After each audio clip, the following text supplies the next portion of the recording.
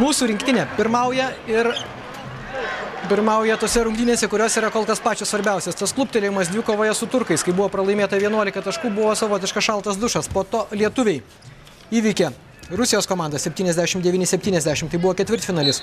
Nugalėjo kanadiečius 79-64 ir dabar po, nesakysi katastrofiško, tačiau prastokai sužaisto pirmojo kėlinio, kai buvo atsilikta 12 taškų, sugebėjo mobilizuotis. Antrajame išlygino rezultatą, laimėjo antrąjį kėlinį 12 taškų jau Lietuvos rinktinė.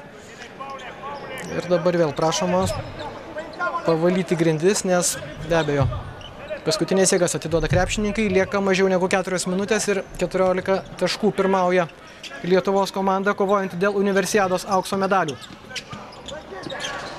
Sidabro medalius mūsiškiai jau turi, tačiau be abejo, pirmaujant prieš savo varžovus tokią persvarą, paskutinėse finalinėse rungtynėse norisi maksimum, norisi aukso, dėja, 3 taškų Jonui Mačiuliui nebus skaityta, jis dabar turėtų stoti, net vis dėlto ketvirtoji serbų pražanga šiame kėlinyje. Ir tik nuo šiol mūsiškiai jau mes baudas, tikėkime, kad tos baudos bus taiklesnės. Laimėta beveik 20 sekundžių. Tai irgi yra gerai, dabar jau lėtesnį žaidimą demonstruoja Lietuvos komanda, Marius Prekevičius komandos kapitonas. Ir prasidėjimo 2 taškai ir pražanga. Jonas Mačiulis sugeba pataisyti Rolando Alijevo netaiklų metimą. 18 taškų pelno Jonas Mačiulis. Žmogus, apie kurį Ramūnas Butautas sakė, kad jam gali atsirasti vietos ir vyrų rinktinėje. Tai priminsiu, kad studentų rinktinės paraiškoje dar buvo ir Paulius Jankūnas, kuris dabar treniruojasi su nacionalinio komanda ir kuris šiandien Ispanijoje žais antrasis draugiškas rungtynės su Europos pirmenybių šeimininkais. Na, o serbų komandos treneriui Aleksandrui Kesarui nieko kito nelieka. Lieka tik linguoti galvą. 16 taškų. Skirtumas nedidėja. 16 taškų ir 3 minutės lieka jo ekipai. Komandai čia nepatyrusiai pralaimėjimo ir kol kas lietuvių barjeras serbams yra per aukštas. Be baudų prašė Mindaugas Lukošius ir Rimantas Grigas stengtis apsiginti. Nebėra aikštelėje ir Vladano Vukosavljevičiaus. Atrodo, kad visą savo jėgą jis išvaistė per 2 pirmosius kėlinius, pataikė 2 tolimus metimus. Marius Prekevičius tempia laiką, 2 minutės ir 45 sekundės. Mačiulis. Klysta Jonas Mačiulis. Bandė perduoti efektingai, tačiau per trumpas buvo perdavimas ir lieka pustrečios minutės ir 16 taškų Lietuvos komandos persvara. Serbams reikia tolimų metimų, reikia greitesnių atakų. O mūsiškiams reikia gintis be baudų. Klysta perdodami kamuolį, serbai nepagauna jo komandos kapitono. Lietuvos komanda turi dar vieną šansą, nuleista kapitono galva. Jo klaida, o likę serbės rinktinės žaidėjai jau atrodo, kad yra palūžę.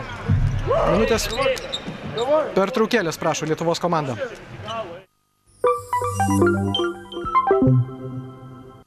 Bet vėl grįžtame į Tailandą, kur artėja link pabaigos.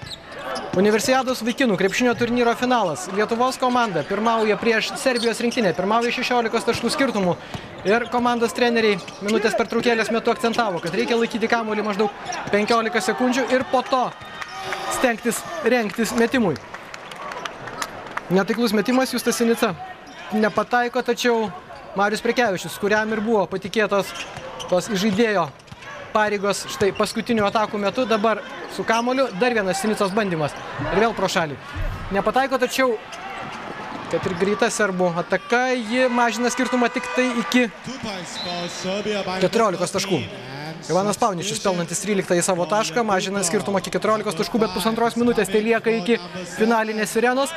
Ir noriu priminti visiems Lietuvos televizijos žiūrovams, kas galbūt nematėte arba kas su malonumu norėsite pažiūrėti šių rungtynių kartojimą. 18:35 minutės Lietuvos televizija kartos Universiados vaikinų krepšinio turnyro finalinį susitikimą. Lietuva-Serbija nuo 18:35 minučių. Manau, kad iki pat panoramos tikrai gerų emocijų dozė, nes panašu, kad Lietuvos komanda arti to, kad iškovotų Universiados auksą.